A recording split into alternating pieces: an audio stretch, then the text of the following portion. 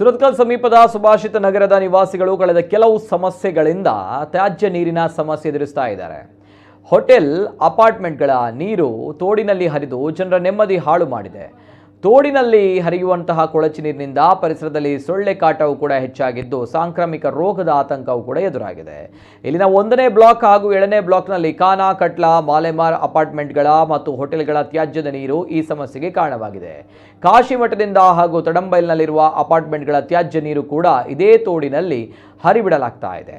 ಇನ್ನು ರಚನಾ ಹೋಟೆಲ್ನಿಂದಲೂ ತ್ಯಾಜ್ಯ ನೀರನ್ನು ನೇರವಾಗಿ ತೋಡಿಗೆ ಬಿಡುತ್ತಾ ಇರುವುದು ಕಂಡುಬಂದಿದೆ.